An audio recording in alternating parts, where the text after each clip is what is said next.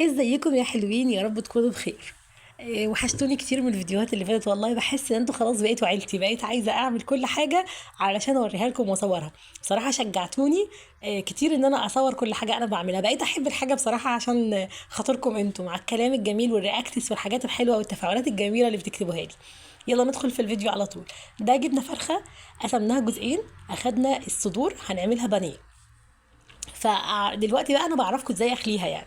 بصوا، عشان انا متمرسه في الموضوع فعارفه كل حاجه. عارفه بخلي ازاي، فالموضوع مش واخد في ايدي غلوه يعني. فاخلي الفرخه ما شاء الله وانا مغمضه، ما شاء الله عليا، ربنا يحميني يا رب.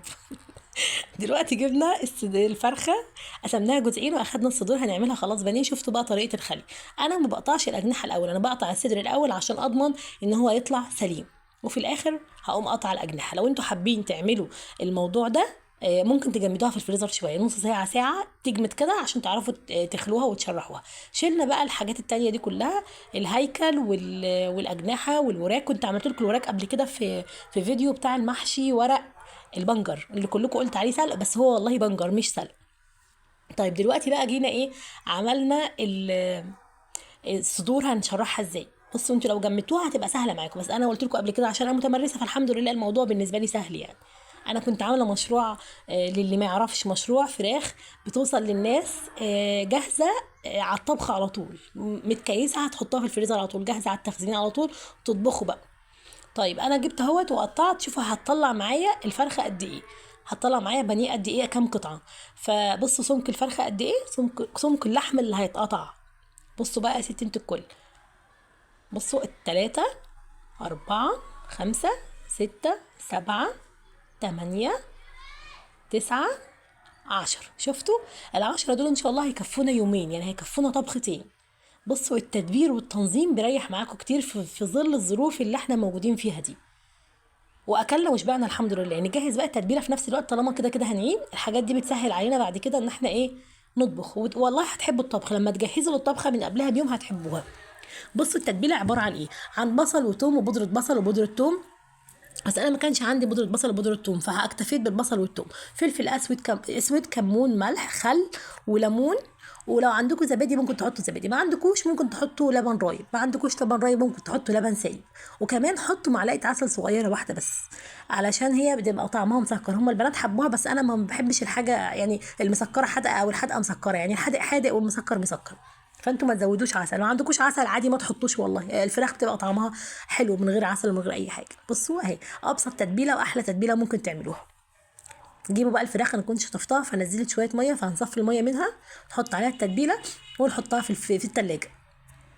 عايزين تغطوا عليها غطوا، مش عايزين براحتكم، بس انتوا لو ما غطيتوش الى حد ما ريحه التلاجة بتاخد من ريحه التتبيله دي، بصل بقى وتوم وحاجات زي كده. فانتوا غطوها كده اهوت، بس ما تسيبوهاش كتير يعني، لان الغطا ده بيكتم الجو عليها يعني. فيعني اخرها يومين ثلاثه ان شاء الله وتاكلوها يعني.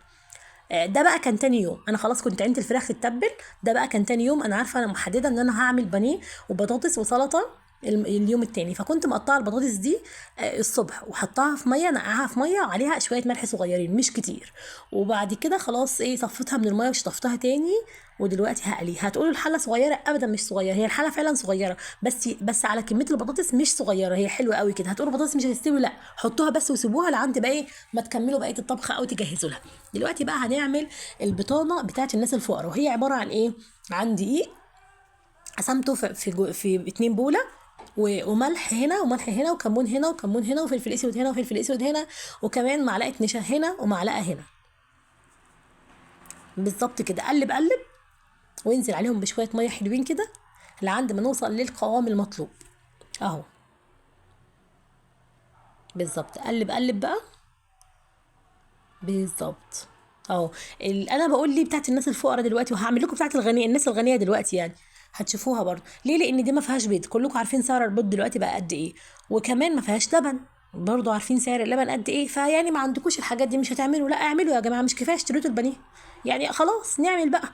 حطينا بقى باكو فيجيتار واحد هنا علشان ايه، يدي للدقيق ده طعم اهو. يعني بنتحايل على الفراخ عشان تبقى بطعم الفيجيتار. انا بعملهاش ببقسماط على فكره، معظمكم بيعملها ببقسماط، انا بعملهاش ببقسماط.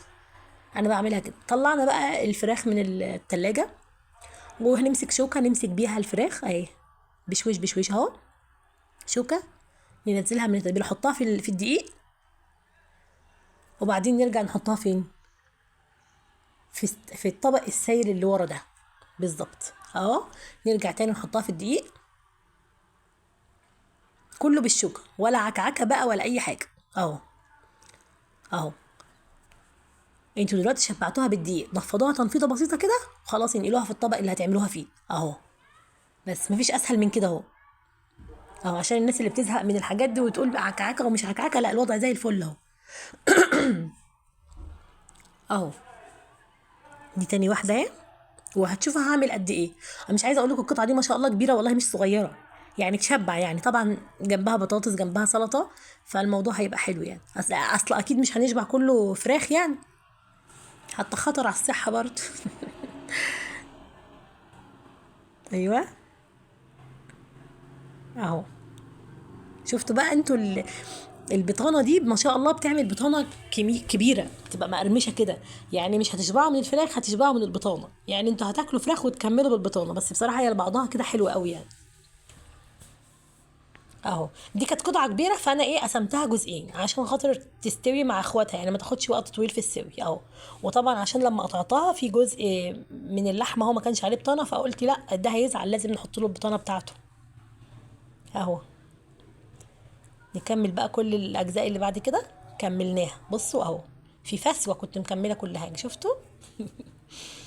الجزء الباقي ده بقى عينته في التلاجة تاني يوم برضو ان شاء الله هنعمله. ادي كده ظبطنا ازاي هنعمل ايه، كل الحاجات دي كده عينتها في التلاجة بقى على بعضها كده. ودلوقتي بنجهز السلطه، كل ده على فكره بطاطس على النار. السلطه هنعملها اجزاء تخينه كده عشان خاطر ايه، نعملها مع سندوتشات وقت الاكل. ما كانش عندي غير شطه وخيار وطماطم، وهجيب كمان بصل. اه بصوا، مش بتقطع اي تقطيع يعني، لا لا، خلي الى حد ما خلوها سلايسز كده شكلها حلو يعني. وهنظبط طبق السلطه دلوقتي وهنشكله لكم. اهو الطماطم كمان طرنشات اهو، مش اي تقطيع وخلاص يعني. طالما قررتوا تعملوا اكل مطاعم بقى، ظبطوا بقى، ظبطوا، لان العين بتاكل قبل البق.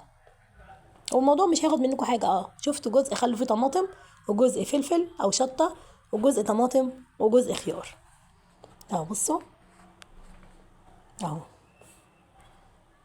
حاجه زي الفل. وادي بصلايه صغنطوطه كده عشان اللي حابب يعمل ياكل بالبصل زي المطاعم برضو.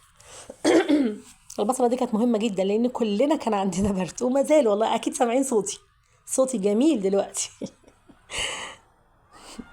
بصوا كمان بحط البصل بشكل ايه مايل كده، شفتوا انتوا يعني بظبط اهو. بصوا بقى الطماطميه الاخيره دي هعمل فيها ايه، بصوا شوفوا.